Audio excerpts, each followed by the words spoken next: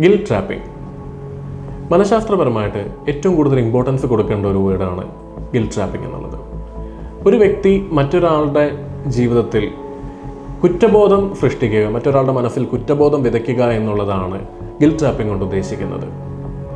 ഒരു വ്യക്തിയുടെ പേഴ്സണൽ നീഡ്സിന് വേണ്ടിയിട്ട് മറ്റൊരാളുടെ മനസ്സിൽ കുറ്റബോധം സൃഷ്ടിച്ച് അവരെ നമ്മളുടെ ആവശ്യങ്ങൾക്കായിട്ട് ഉപയോഗപ്പെടുത്തുക, ആ വ്യക്തിയുടെ സെൽഫ് എസ്റ്റീം നഷ്ടപ്പെടുത്തുക, കോൺഫിഡൻസ് നഷ്ടപ്പെടുത്തുക, ആ വ്യക്തി ജീവിതത്തിൽ മറ്റൊരു വ്യക്തിയുടെ വാലിഡേഷനും അക്സെപ്റ്റൻസിനും വേണ്ടി കാത്തിരിക്കുക, അതിനു വേണ്ടിയിട്ട് ശ്രമിച്ചുകൊണ്ടിരിക്കുക, ഒരിക്കലും സ്വന്തമായിട്ടൊരു തീരുമാനമെടുക്കാനും കഴിയാത്തൊരവസ്ഥയിലേക്ക് എത്തിപ്പെട്ടു പോവുക എന്നുള്ളതാണ് ഗിൽറ്റ് ട്രാപ്പിങ്ങിൻ്റെ ഏറ്റവും വലിയൊരു പ്രശ്നം.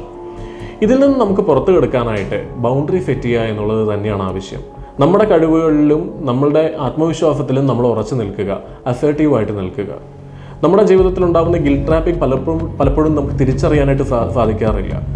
ഗിൽറ്റ് ട്രാപ്പിംഗ് തിരിച്ചറിയുന്നത് കുടുംബജീവിതത്തിൽ അച്ഛനമ്മമാരുടെയൊക്കെ ഉണ്ടാകുന്ന പ്രശ്നങ്ങളിൽ, അല്ലെങ്കിൽ നമ്മുടെ ജോലി സ്ഥലത്തുള്ള സുപ്പീരിയേഴ്സിൻ്റെ ഇടയിൽ ഉണ്ടാകുന്ന പ്രോബ്ലംസ്, ലൈഫ് പാർട്ട്നേഴ്സിൻ്റെ ഇടയ്ക്ക്, ഇതിലൊക്കെ നമുക്ക് ഗിൽറ്റ് ട്രാപ്പിംഗ് കണ്ടെത്താനായിട്ട് സാധിക്കും.